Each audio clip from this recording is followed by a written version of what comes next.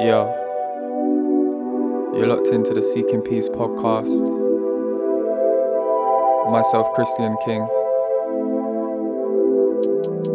We'll be picking a mind to creatives to get insight into how they try and stay happy, healthy, and balanced in this crazy world. Enjoy. That's a good one.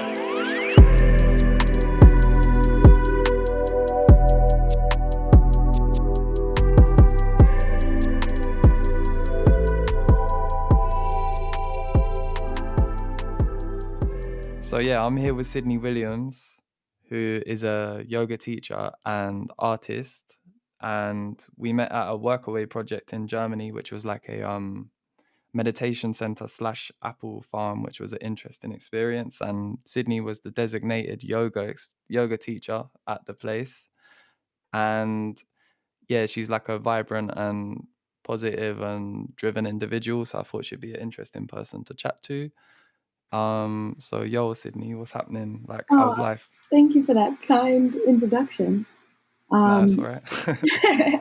Yeah, we met 3 years ago, I guess, which is crazy because time definitely flies. We met before Trump was our president.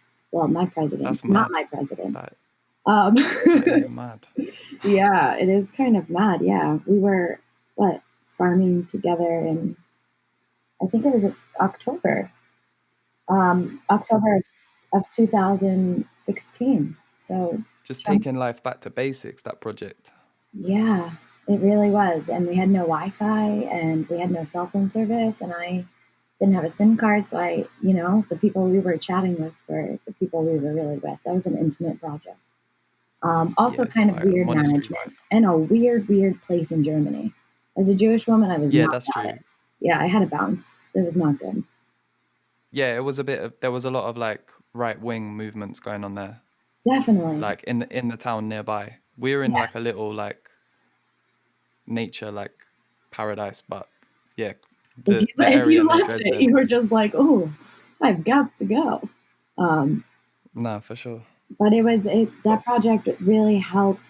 I think everyone that was there was very intimate and honest with each other and very frozen in a time that was slower. And a time that was definitely, even though there were like protests, anti-Semitic protests that were happening in the town next to us, our little nuclear community definitely felt safe. And also, No, I think, definitely. we explored a lot of interesting ideas. So it was a pleasure to get to know you there. Oh, likewise. But I was gonna ask you like, yeah, like how's life been treating you since then? And like how have you been like navigating like these kind of like crazy and turbulent times in the world right now? I've been trying to slow down and embrace being slow, which is very Mm-hmm. frustrating. I went back to the States after our kind of workaway experience. Well, we went to France together for a bit, and then and then I went to Greece, and then I went back to the States, and I accepted a job in New York City with a really influential, important female painter and mathematician and artist. She was 87 years old and came up. She's actually Canadian. She's born in Montreal, and she went to Black Mountain College and came up during a time where Black Mountain College existed because of the Nazis invaded Germany, and all of these free thinkers and mathematicians and writers and artists and people of the Bauhaus movement came over to the States to flee for safety. And they started this school, Black Mountain College, and people that came through there really defined our culture for the next 50 years.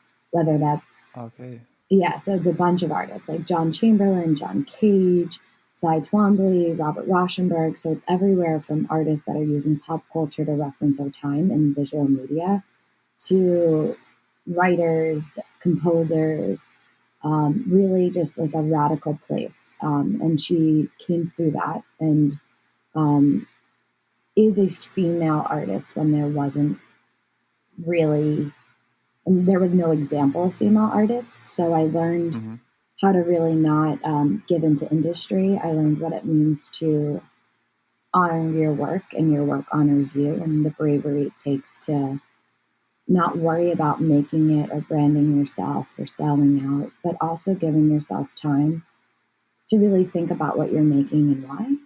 And she Yeah, I definitely, think that's a difficult thing to do for sure when oh, there's like a definitely, lot when of it's pressure, like tempting. internal and external in this time. Yeah, yeah, and it's also really tempting to sell yourself out. It's really tempting to be really clear about your intentions, even though intentions take time. Mm. Priorities of how you want to live take time, and they take a lot of slowing down and reflecting. So I worked in her studio, and I ran her studio for 2 years, and her name's Dorothea Rockburn. If you want to look Jeez. her up, she's definitely worth looking up. She's an interesting, fascinating person. Um, and she's definitely somebody I call even today if I'm freaking out about not having in really like a normal lifestyle, like a normal income, or just what's the next step with health insurance. She's been like evicted from her home. When she went to go get a credit card, it was in a time in America where you couldn't sign up for a credit card without a mail. So Oh, she, that's mad. and she was a single mother and really raised a child in New York City by herself. And we talk about protests often, especially around the women's movement. And something that Hmm. I honor that she's always said to me was art is the biggest protest, because it's a human desire to create and make and live. And it doesn't matter if you're a female or a male, or if you're black or if you're white, if you're of any color, of any religion, of any nationality. We have this inherent desire to make, and that's what connects us. And I And I think think it always that's, represents the times. yes, yes. And it also, you need to be, if you're worried about branding and you're worried about selling out, or if you're worried not selling out because no one really thinks they're selling out, but if you're worried about Mm. constantly moving your career forward and your life forward to live the life that you've imagined, you're not letting the time seep into your bones, seep into your thoughts. And I think that just takes being brave enough not to let like the times wash over you so you can reflect and marinate and say To something. soak up and then create. Yeah, and say something that's meaningful and that you believe in and that you're willing to not push the pace of. Everything has this natural pulse. And I think surrendering to the pulse of whatever you're making at that time is a good way to come about your practice if you're an artist. Yeah, I definitely think the idea of surrendering is like fundamental. I feel like personally, I feel like creativity is something you can like try and initiate, but you can't like you have to just like heed it when it comes. Like Yes, and I feel that goes against like the creative industry in general. definitely, Like because as it's an in industry now. music as well. Because that's the word exactly that you added to it is an industry. Um, and the desire to make was not an industry. It's a primal experience, and it's Yeah, and that human. doesn't just have to be in like art. It can be in any like Everyone's exercise creative or all the time. they just need to find I just feel like everyone needs to find their channel. Hmm. And I feel like it can come in a multitude of different ways. Like I feel like it could be expressed like one person could have a gift for expression, but it could be expressed in like writing or doing stand up or performing or rapping or painting, anything. But people just need to Totally. find the one that they resonate with. One that they don't second guess. One that allows for this kind of uninterrupted flow. Like whether that's the way you make coffee, or it's the way that you hold a pencil and you feel confident enough to draw, or if Hmm. it's, and then things just require practice, right? You can be like you can be Michael Jordan and be the most talented basketball player in the world, but Hmm.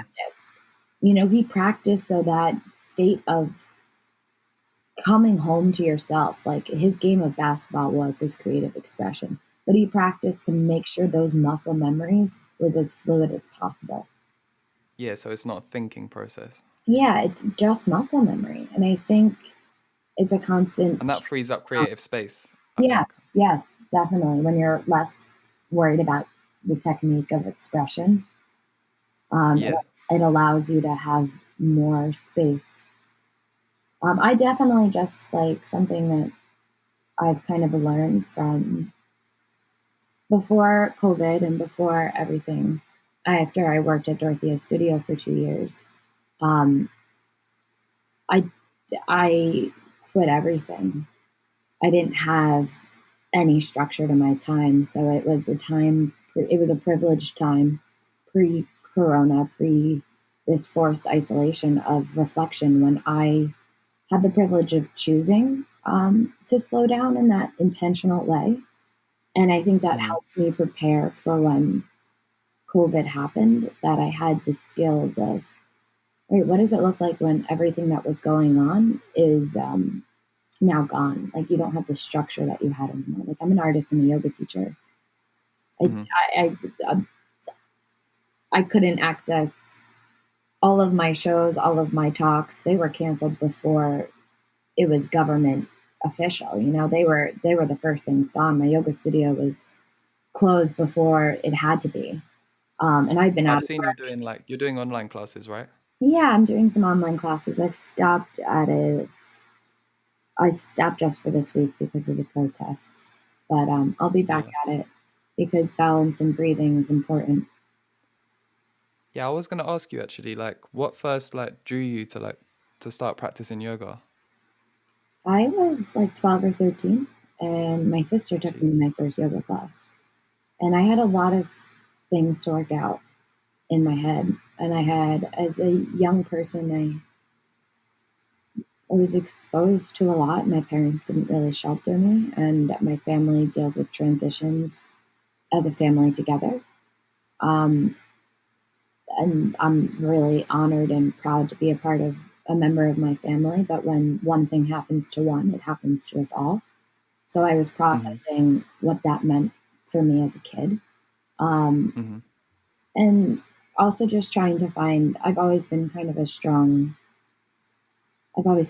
sense of self. And I was just really, I went to yoga to really calm my mind.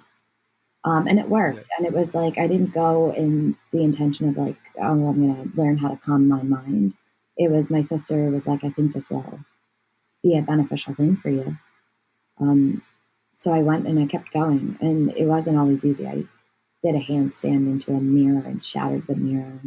I've thrown up in Were yoga you always like classes. a bendy ass motherfucker? Because I No. remember when in the classes you were so bendy. It's a Yeah. joke. Like there's uh but you weren't always like that. No, I couldn't even touch my toes when I started doing yoga. Ah, geez, that actually gives me hope. I, That gives me yeah, hope, you know. I was not flexible. And I also had a hard time shutting off my brain. And I just listened. Like, it was a long time of just, yeah. I think it's a whole surrendering thing, right? It's like the whole melting. It's letting gravity hold you.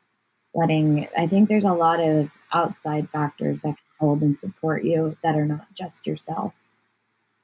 Um, Mm-hmm. and I think yoga has taught me like everything. It's given me a space to just let my thoughts roam and just not. I'm not a very judgmental person towards myself anymore.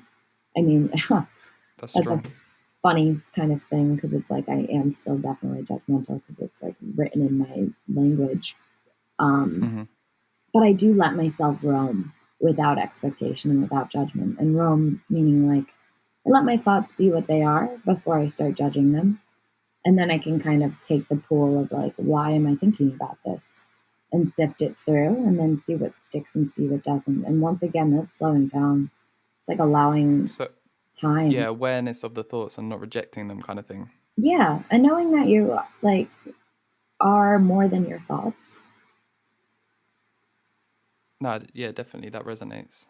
and that you can create space between your thoughts. Um, and that space often holds a lot of wisdom. It holds what the next step is, or at least it gives you enough time for whatever to appear. So after I quit my job in the city, I had a couple of Mm-hmm. months and then I was granted an artist residency in Jersey City. So I had a free studio Oh, nice. for a year. And that year ended in May, but then got extended because of Corona until the end of July. And Jersey City is the most diverse city in America. Um, Okay, I did not know that. yeah, yeah, it's a really amazing place, and super proud to be a part of that community. Is it a big place? Like No, it's what's the small. population roughly? I can Google it. I'm not sure what the population is, but like I'm mileage. just one of those people. I have to know the It's small. population of everywhere. Yeah, I think it's some that's kind of like weird compulsion. no. I think that makes sense. All right, well, I'll Google it right now. It's like not. It's probably like 300,000. Okay, So it's not huge. Um, but it's on the border of New York, right? yeah, yeah. You're like in New York's armpit. So it was really though. It's kind of funny because, I mean, I grew up in New Jersey. Um, my dad grew up in Newark, and my mom grew up in Livingston, which are two super different places. But I was born and bred with a lot of Jersey pride for sure. And New York has been my home city my whole life. I love New York. I adore New York. Um, Yeah, I was gonna ask you actually, like when you came back from the Workaway project, which was obviously like a very like grounding and like simple existence for a month, and then went to France for a bit as well, and you went to Greece actually as well. So you actually had yeah, like I spent a where it month looked like a in super chill Vargas. paradise. Yeah. Yeah, you came back. You came back like the Buddha. So after that, like how did you like manage the transition to going to New York? Because I've been to New York before, but not for a long time since I was a kid. But I imagine it's like being in London because I tried to live in London for a year when I was really, really going for the music thing. Mm, And I don't know, I found it like I will say straight up, I'm quite a sensitive person. mhm. And I don't know, I just found like the amount of stimulus and the amount of people and the rush of everything to be a bit overwhelming. And I found it kind of like it swayed me off balance a bit. And I didn't really feel that like, although like when I go to London in short doses, I find it really like inspiring and I want to create and I want to And network and meet energizing. people. Yeah, but then I feel like when I'm there for a prolonged period of time, I just felt drained. Like I didn't really Yeah, know how to like. a lot But of my how did friends you and kind of a like lot of my navigate that? friends feel Were you that living way. in the city or No, commuting in or I am. no, I work like in the before when you arts. came I back? have no money. No, I lived with. I'm very blessed that my parents live close enough to the city in which I can take a PATH train right into Okay. the city. And a PATH train is like a subway, so it's not quite as expensive as like a Amtrak train or like an NJ Transit train. It's more like a subway from New York to New Jersey, and All that's how this I US got. lingo, I don't know. Yeah, and it's how I Mad. got to work every day. And so I was living rent free with my parents, which is really like really Oh, that's grateful for amazing. that. Yeah. So and I also spent a 3 month stint living in Brooklyn at this time too, because my best friend helped subsidize my housing with her, and that I was also super grateful for as well. But I don't have problems with like New York doesn't overwhelm me. I think maybe my mom kind of contributed to that Hmm. like sense of it's just the city, like don't bug out, like we always knew how to navigate the city. Like I can move around the city. I know the city, so it's not Yeah. anxiety provoking to get around. Um, and I think that's half the battle. Like if you know where you are, then like you don't have to worry about where you're going. So I feel really comfortable navigating New York City. And I also feel like it's imperative to stick to your own pace and not to get swallowed into the pace of New York City. So you do That's what's super good. difficult though, I feel. If you're in it all the time, I think you find your balance. You find what works for you. Um, yeah, you find what works for you, and you get to move at the pace that works for you.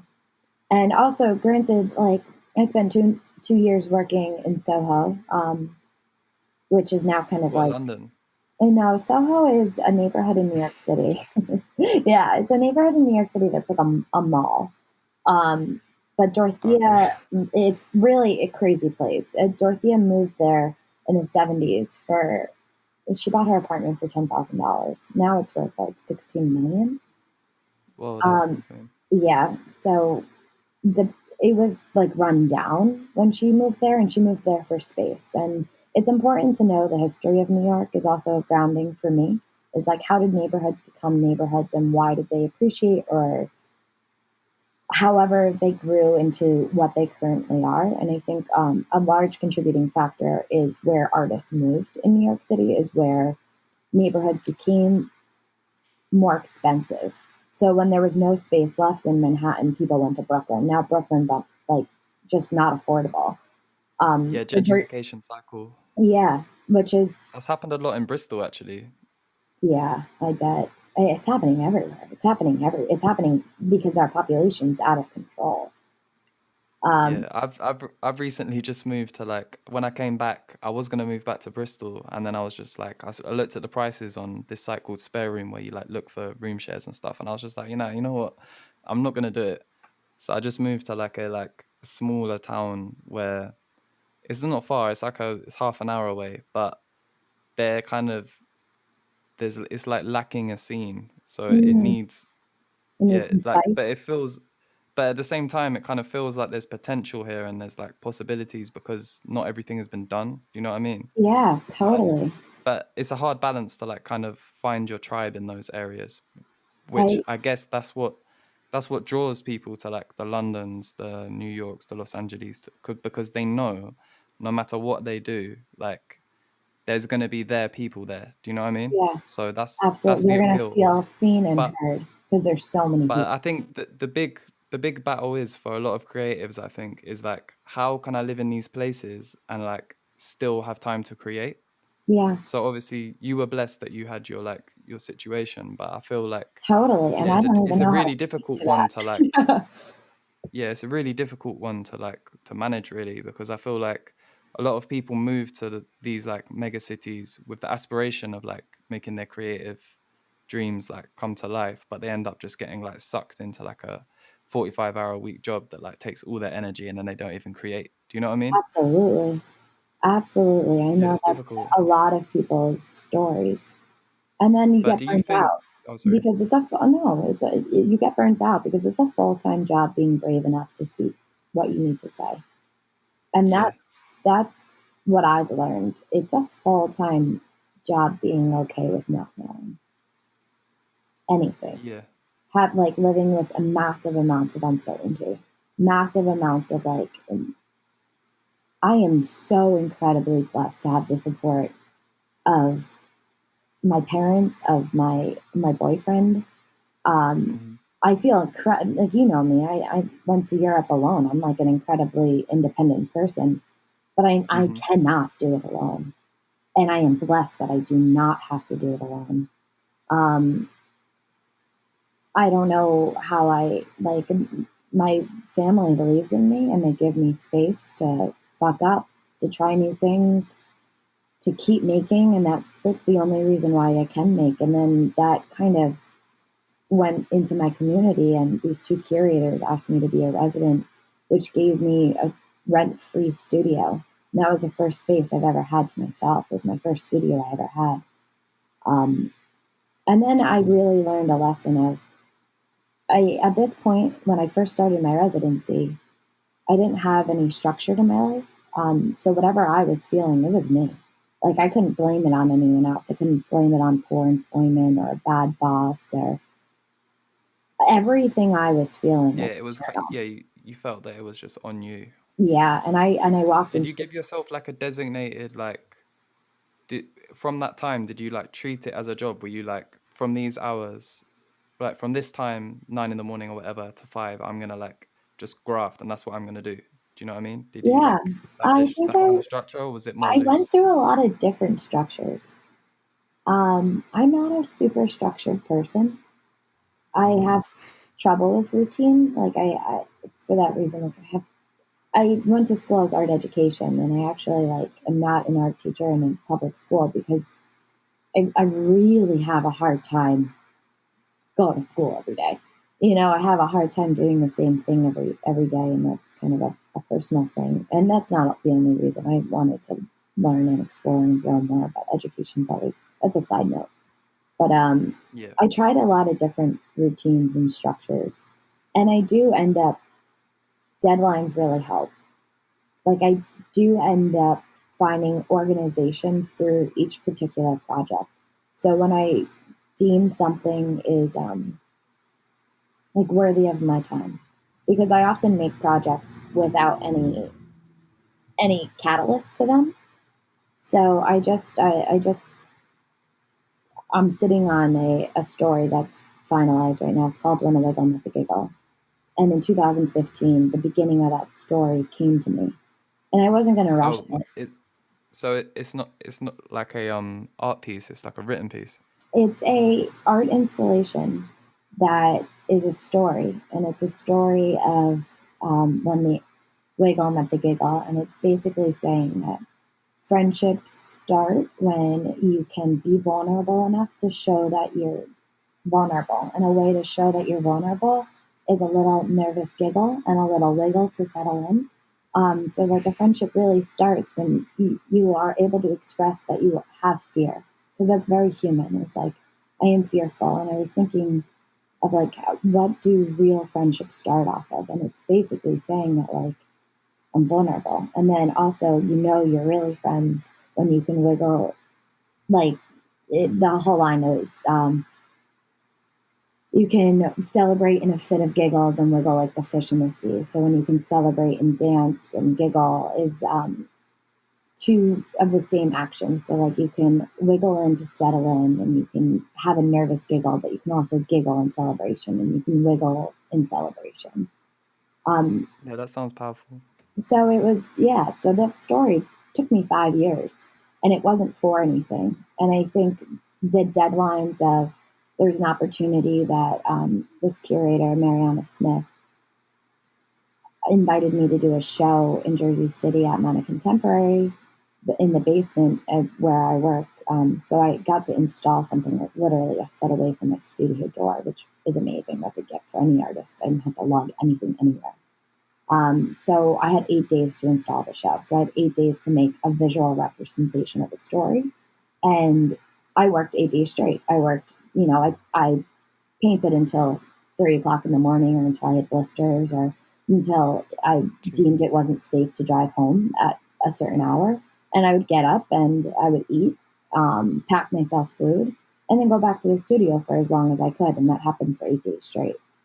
And then things kind of happen. You meet people that push projects forward, or don't, and or people that you want to Hmm. work with and you want to respect their pace. So then after the installation happened, I had the story then solidified. I had a visual representation. I contacted a filmmaker who runs SBA. His name's Spencer Katz. And he contacted a cinematographer. So he ended up directing this film.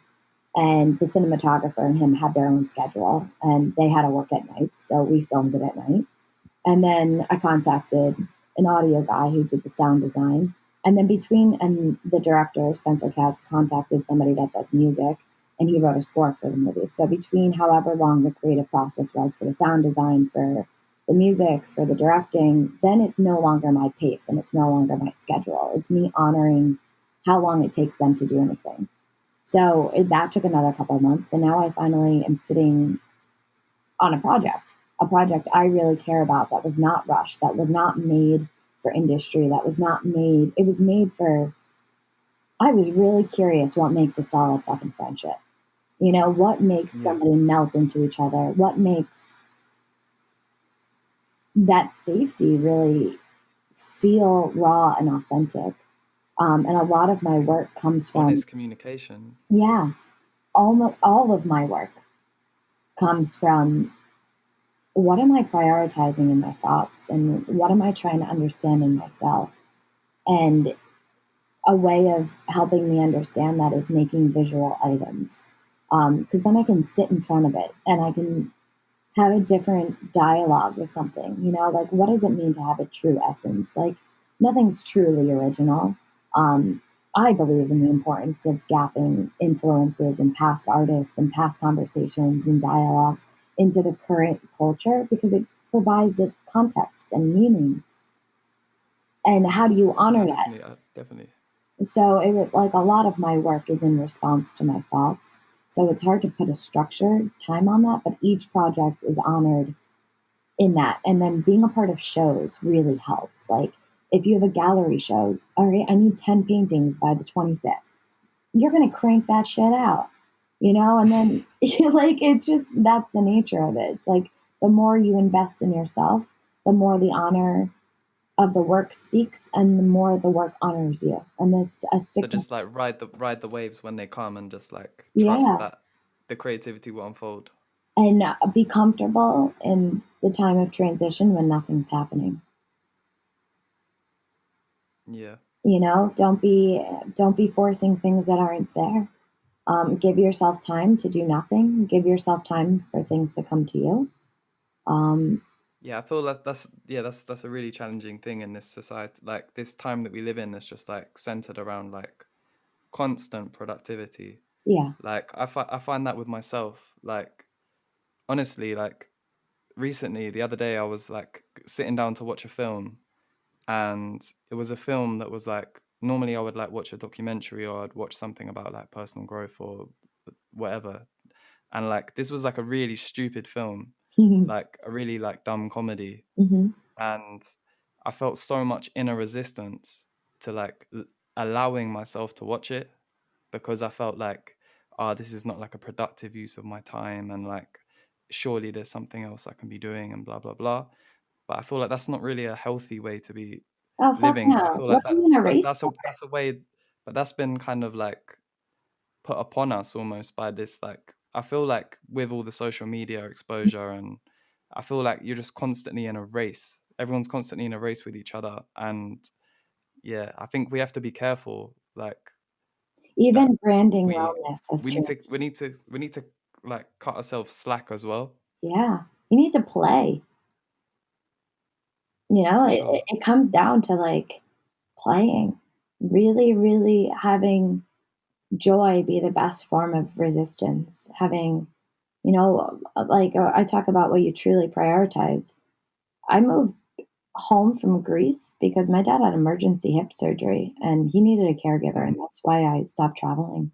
Um, so before I started my job with Dorothea, I spent 3 months, like being his caregiver, living at home, and just being there for my family. And I respect that. my like I am trying to build a life I'm really proud of, and I'm really proud to be a part of my family. I'm really grateful to work with my family, to grow together as a unit, to work on that relationship, to really have this micro existence. And I think that's, when also something that helps provide balance in my life is I go on long walks. Like I have a hiking, Yeah. a trekking partner who's my best friend, and and her and I have been going on hikes since 2015, and we hiked Annapurna Base Camp last March, and that's a 10-day trek in Nice. Nepal. Jeez. And when you walk for 10 days straight, you tire yourself out, your thoughts, your body. And when you're really tired, you get kind of like loopy in a way, but you also get a lot of clarity. Like you get tired of thinking about shit that doesn't really matter. You get tired of thinking Yeah, about the I love world. that. I love that feeling. Yeah, me too. You just I kind love of that get feeling. It's the same that after like a martial arts class or like intense cardio or like a really long run or like a football match or whatever. It's like, yeah, it's like your mind just kind of just lets go of everything else.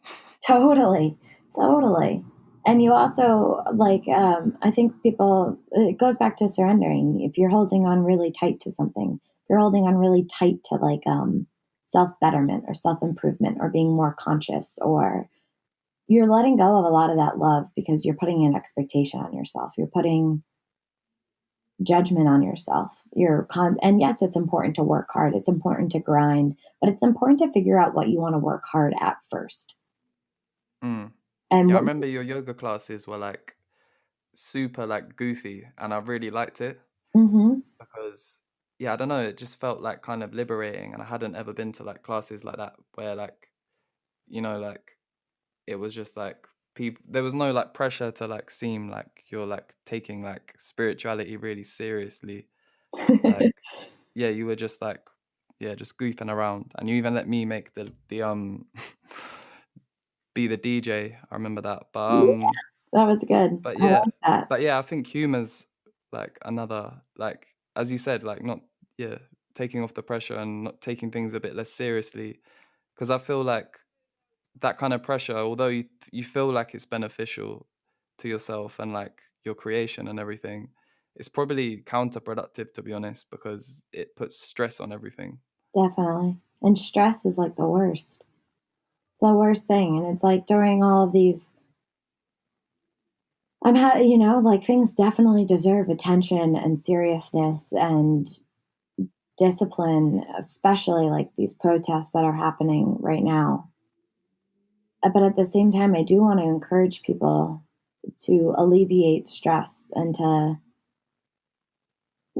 be held in a higher container. And what I mean by that is like any, I'm not exactly sure how to put this into words, but I'm going to explain how I sometimes can let go of things that are really heavy for me and really Go on. personal. Is like if I'm laying on the floor, I just want to notice the parts of my body that touch the floor and the force of gravity that's keeping us here.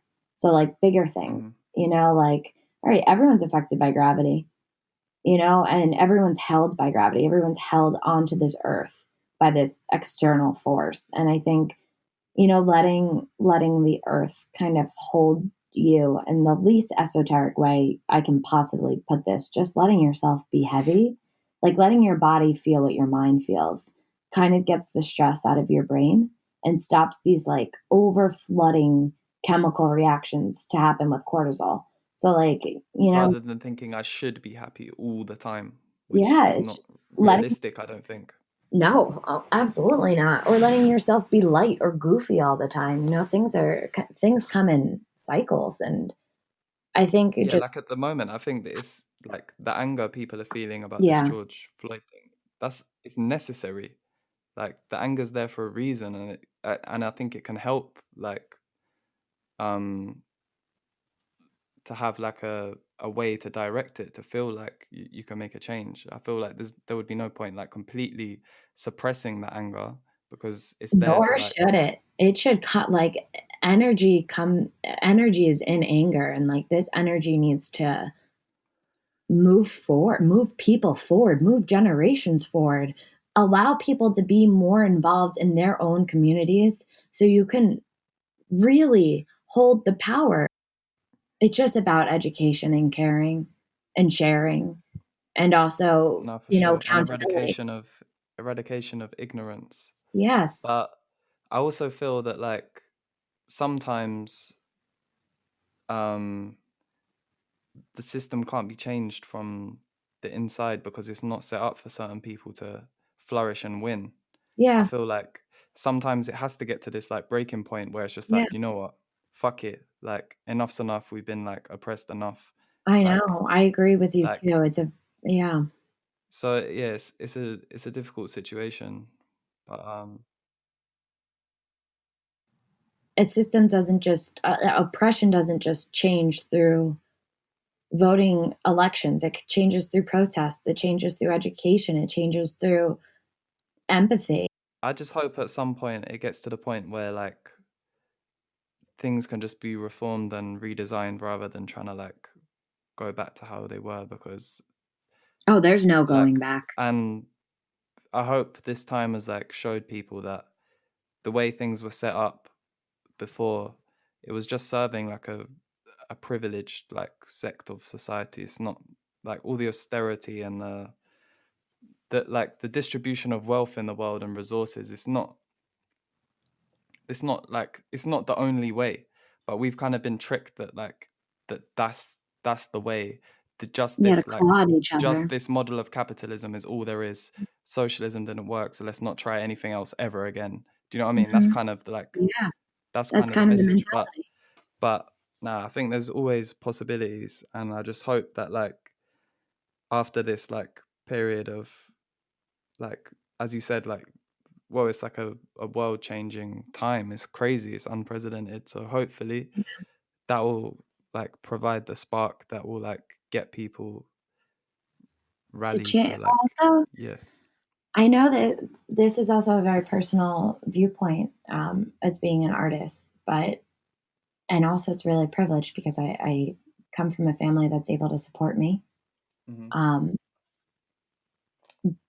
but having, I just, if more people were creating, more people were slowing down, honoring their creative process. It's also a utopic world. There is never going to be this utopia.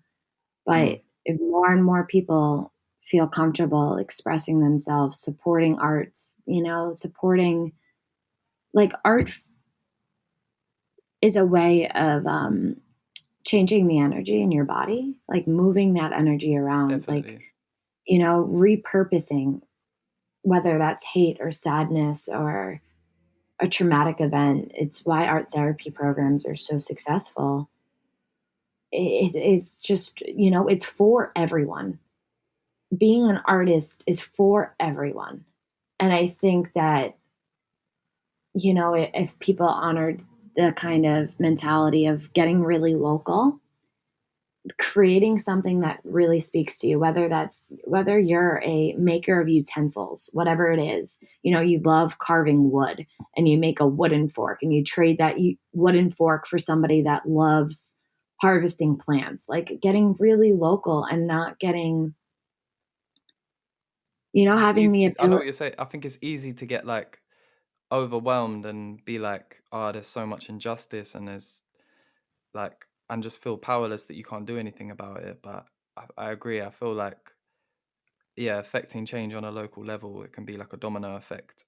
And Yeah. yeah, and the way you express yourself through your art also can like, that can be like a huge like domino effect in the way that like yeah, what affects like it can just be a chain reaction, like it just can continually like keep spreading, so Totally. Even if just, yeah, totally. Especially in the time of Corona, I think things have gotten more localized, and that's a real benefit of it. And I can only speak from my own experience. So I don't know if that's a universal thing.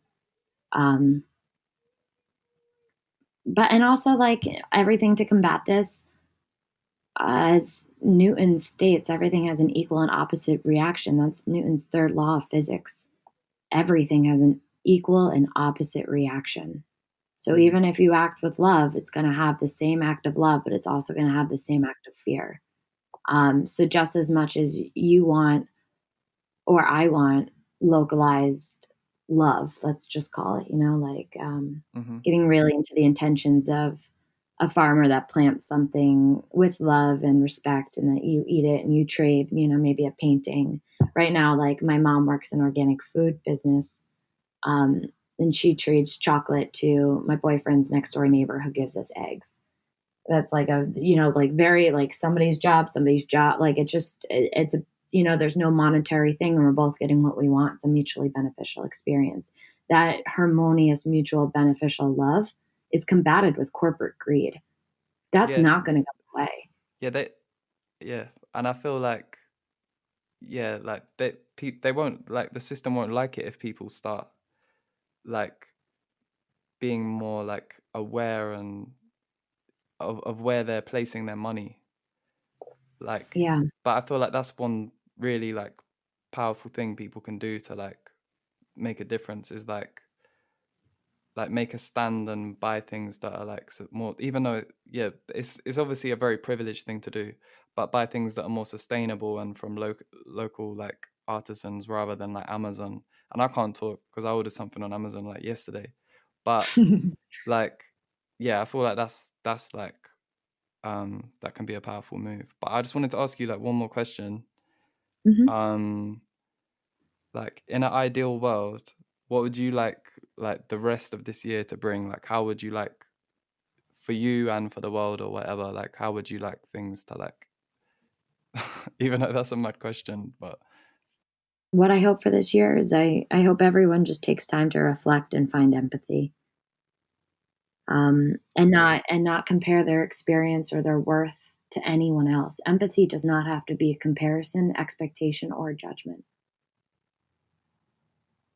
Nah, I feel that. I feel like that's a good sentiment to wrap it up with. All right, sweet. Well, it was good to chat to you, Cydney. What's like? How can people find your stuff? www.cydneywilliams.com. My name is spelled with a C, so it's Cydney. My Instagram, if you dare enter, is at at Cydney_Williams. That has most of my stuff. Not always super current, but I'm working on getting better. Because of survival means of like, ooh, gotta still eat. Um, yeah, so you can, yeah. And I'm a host of my own podcast, Tip and Tell. You can find that on Instagram at Tip and Tell. It's just TIPN Tell, TELL. And that's on Spotify. That's recorded through a platform called Anchor. And that's just artist talking to artist. And it's a series of questions that I think about as an artist. So if you're interested in that, you can be plugged in that way. Thank you so much for having me. That's all right. I It was good to appreciate catch you up reaching out. Yeah, it was really and nice. pick your brain a bit. Yeah, yeah. So lots of stuff has gone up in there. No, for sure. A lot of things But are yeah, happening in the peace, world. peace, I peace. wish, safety on everyone. Safety and love on everyone. No, for sure. All right. Peace.